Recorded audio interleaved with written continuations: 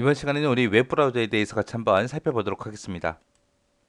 웹브라우저다 라고 하게 되면 사용자가 요구한 그런 홈페이지 보여주는 그런 프로그램을 보고 우리가 웹브라우저라고 해요. 우리가 홈페이지에 보게 되면 그 홈페이지들은 전부 다 웹문서로 되어 있거든요. 그런 웹문서를 보고 우리는 하이퍼텍스트 문서라고 하는 거고요. 그런 하이퍼텍스트 문서를 서로서로 주고받기 위해서 우리가 HTTP 프로토콜을 사용합니다. 그래서 웹서버에 저장되어 있는 그런 홈페이지를 HTTP 프로토콜을 이용해서 웹문서를 사용자한테 보여주는 그런 프로그램을 보고 우리는 웹브라우저라고 합니다. 이 웹브라우저에 보게 되면 종류가 여러 가지가 있죠. 우리가 제일 많이 사용하는 익스플로러라는 것도 있고요. 그 다음에 크롬이라는 것도 있고, 그 다음에 파이어폭스라는 것도 있고요. 그 다음에 이제 사파리라는 것도 있고, 오페라도 있고, 이렇게 여러 가지가 있습니다. 우리가 인터넷 할 때 사용하는 거, 이런 것들이 웹브라우저다라고 그렇게 기억하시면 돼요. 이 웹브라우저에서 가장 중요한 게 이 기능이요. 이 기능 여러분들이 정확하게 기억하고 계셔야 돼요. 이 웹브라우저는 그냥 하이퍼텍스트 그런 것들만 보여줄 수 있게 돼 있거든요.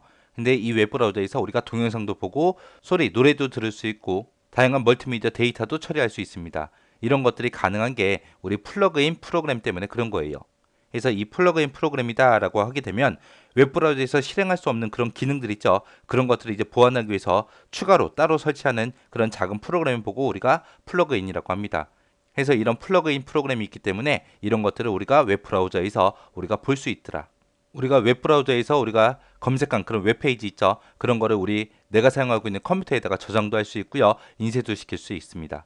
그리고 실행시킨 후부터 시작해서 종료되기 전까지 사용자가 어디 사이트를 방문했다. 그 주소들을 보관도 할 수 있습니다.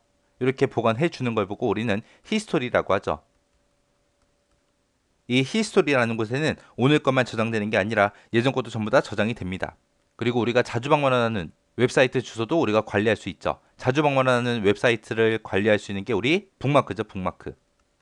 그래서 북마크를 이용해서 즐겨찾기를 이용해서 우리가 자주 방문하는 그런 웹사이트 주소도 전부 다 관리할 수 있고, 그리고 웹브라우저를 통해서 우리가 이메일도 보낼 수 있죠. 그리고 HTML 이런 문서도 우리가 편집할 수 있습니다.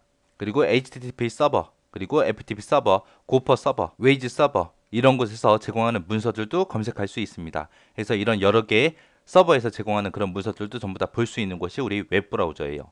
자, 이렇게 해서 이제 웹브라우저의 기능에 대해서 알아봤는데, 웹브라우저는 여러분들이 항상 뭐 쓰고 있는 거니까 크게 뭐 어려운 내용은 없을 겁니다. 자, 이 웹브라우저 기능 정확하게 잘 기억하셔야 돼요. 자, 이게 이제 웹브라우저 인터넷 익스플로러 실행시켰을 때 그 화면이죠. 그래서 맨 위에 보게 되면 이제 제목 표시줄이라는 것도 있고, 그 다음에 검색할 수 있는 검색 상자도 있고요. 그리고 이곳에 이제 명령 모음도 있고, 그 다음에 스크롤바도 있고요. 그리고 우리가 검색한 그런 홈페이지를 표시해주는 표시 영역도 있고, 그 다음에 탐색창도 있고, 탭도 있고요. 그리고 메뉴 표시줄, 주소 표시줄도 있고, 이런 것들이 있네라고 그렇게 기억하시고요. 아까 했던 그 웹브라우저 기능 있죠. 그거 정확하게 기억하고 지나가시기 바랍니다.